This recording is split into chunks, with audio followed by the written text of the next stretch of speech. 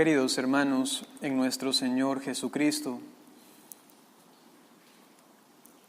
pienso que todos los que estamos aquí nos hemos acercado a Dios por alguna necesidad, por algún problema, por lágrimas, por dolores, decepciones.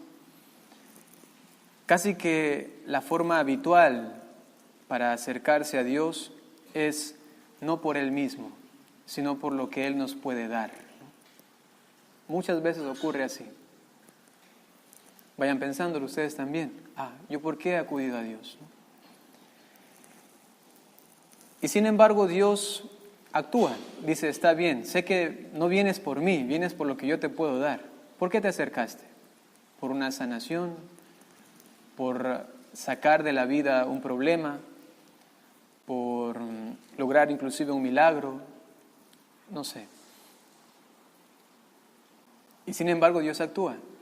Pero luego Dios también nos exige, ¿no? Nos dice, no se queden solamente en lo que yo les puedo dar. Les voy a enseñar a que vengan a mí solamente por mí, no por alguien más o no por algo más. Santa Teresa de Ávila decía que a veces nos quedamos con los dulces de Dios y no queremos a Dios mismo, solo los dulces que Él nos puede dar. Santa Teresita del Niño Jesús tenía una bonita oración que decía, no me mueve mi Dios para quererte el cielo que me tienes prometido. Ojo a esto, ¿no?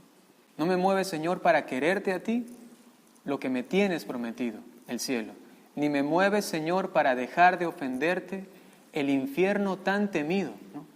O sea, no es que va a Dios porque le va a dar algo, y no es que deja de ofender porque le va a castigar, ¿no?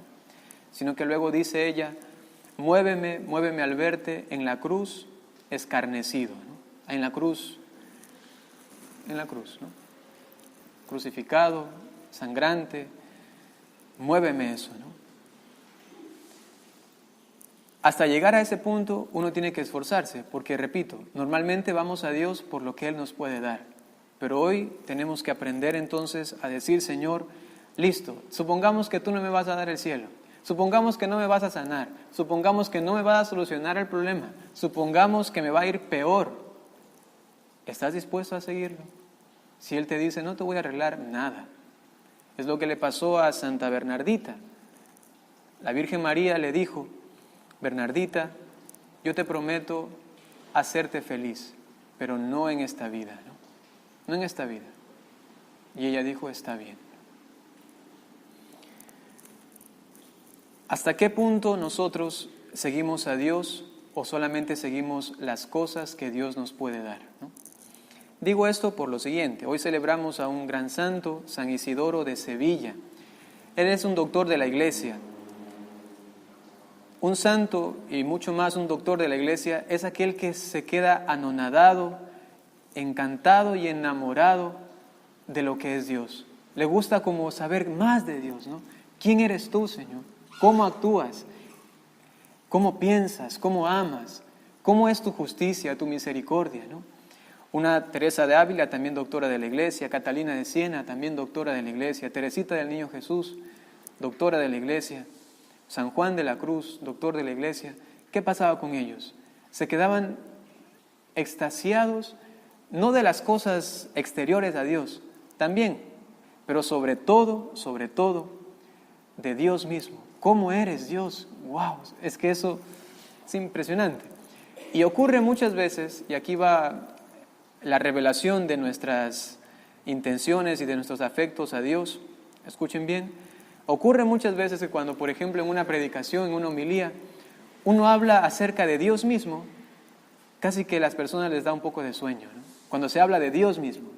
Pero si se habla de ustedes, hay como que uno, a ver, ¿qué está hablando de mí, no? A ver, eso me interesa, porque eso me puede ayudar a mí, ¿no? Eso me interesa porque eso es un consejo que me puede ayudar para mis hijos o para mi trabajo, ¿no? Pero cuando uno viene aquí comienza a decir, Jesús es el Hijo de Dios, ¿no?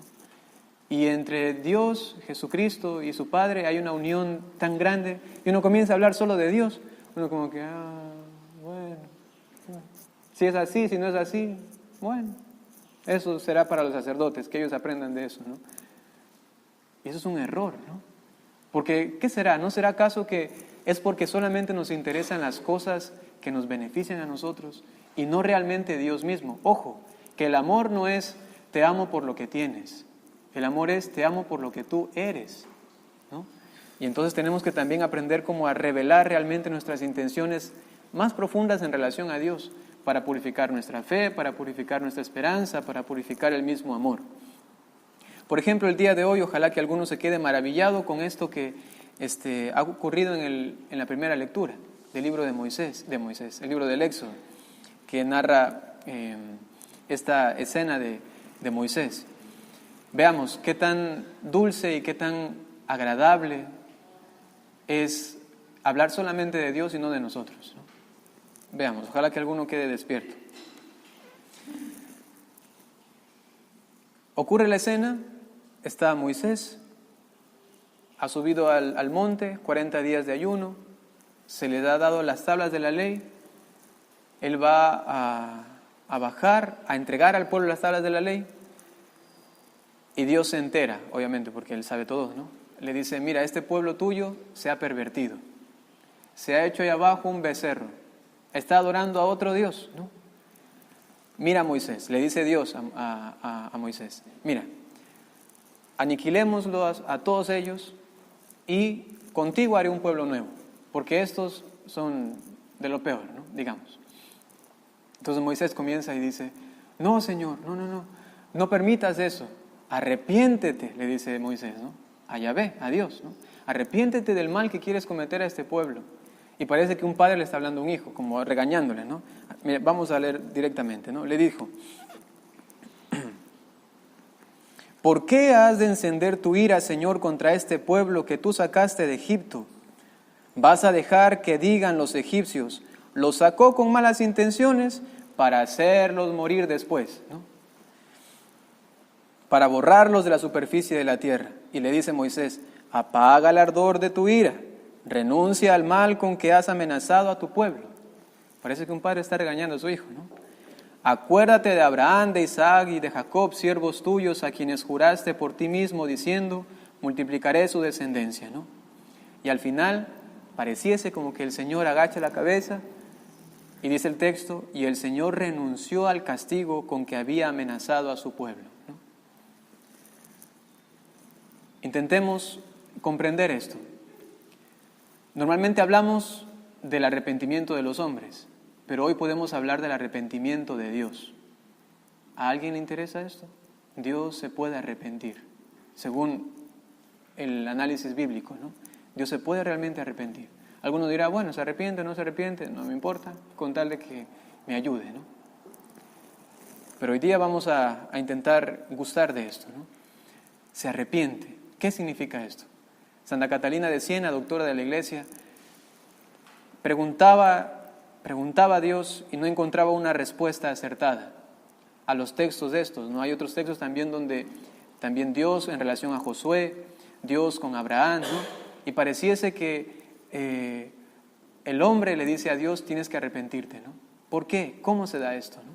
Entonces Catalina de Siena preguntaba y repreguntaba hasta que un día Jesús tuvo que explicarle. Jesús le explicó el texto bíblico. Eso es impresionante, ¿no? Eso se da solamente a quienes realmente quieren saber de Dios.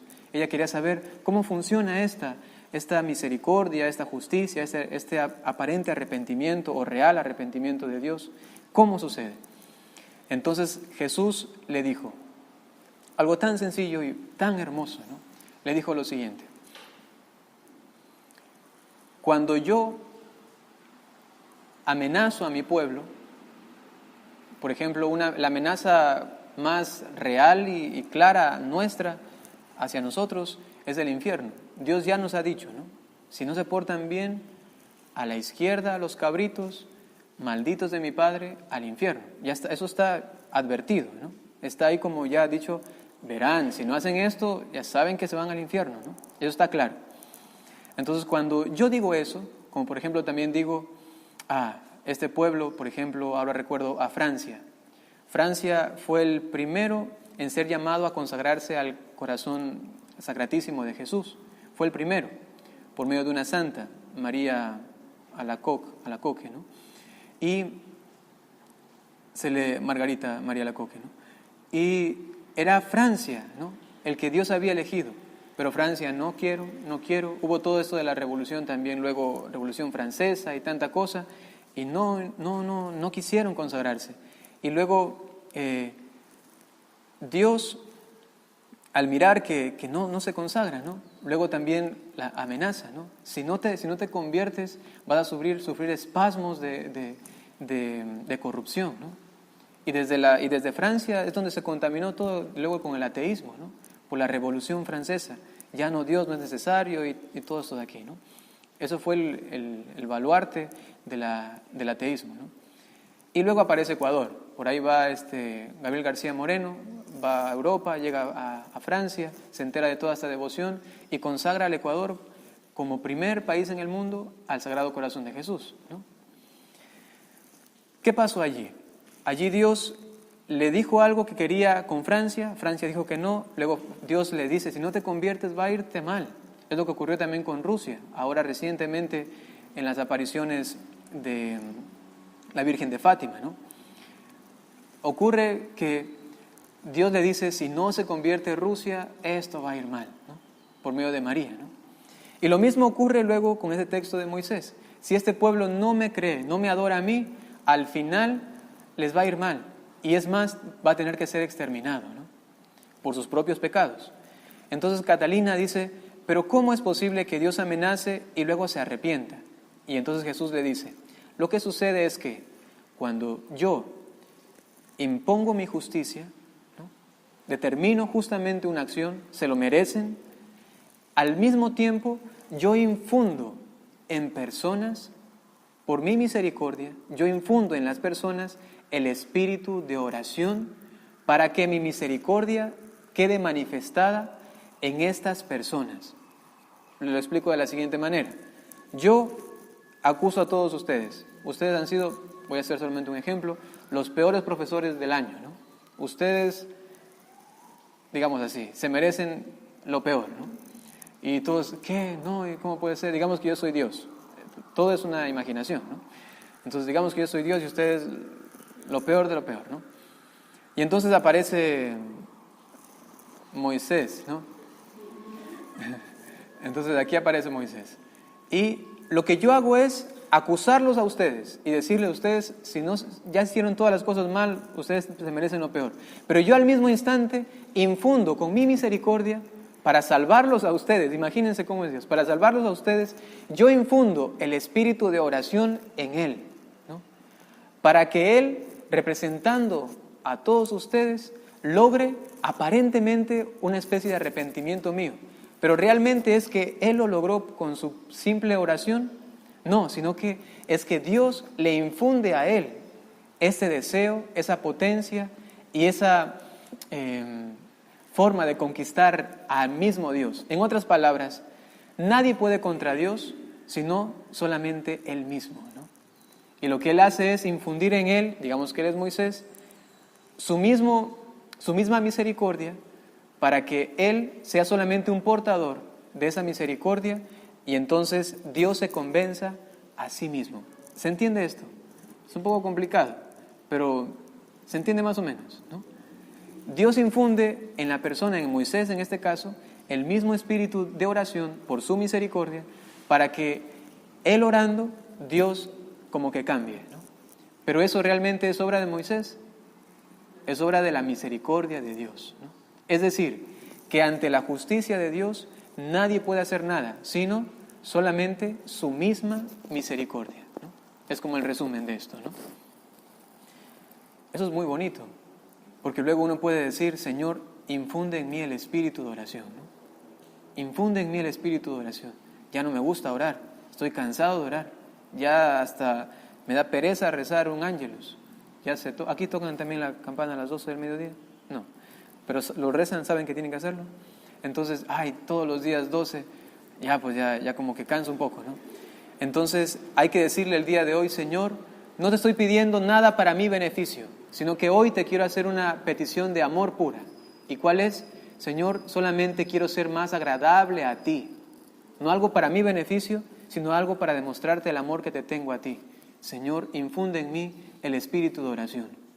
Infunde en mí el espíritu de oración para que en mí se manifieste tu misericordia y yo de alguna manera entonces pueda ser capaz de, según lo que hemos dicho, hacer que las cosas que ya parecen inevitables puedan cambiar. He ahí los milagros, ¿no? He ahí los acontecimientos inexplicables. ¿Cómo ocurrió esto?